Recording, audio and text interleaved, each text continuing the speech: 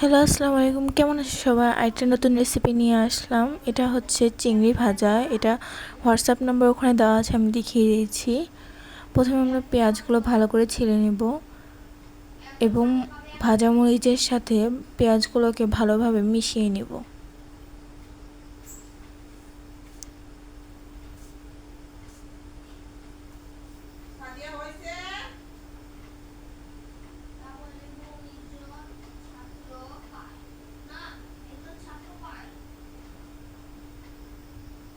এরপর সামান্য তেল আমরা এর সাথে অ্যাড করে দিব। এরপর সে কৌটায় থাকা শুটকি বা চিংড়ি ভালো করে মাখিয়ে নিব। এটা আমাদের ফার্স্ট টাইম ট্রাই করা হবে। এটা আমরা কক্সবাজার থেকে নিয়ে আসছি।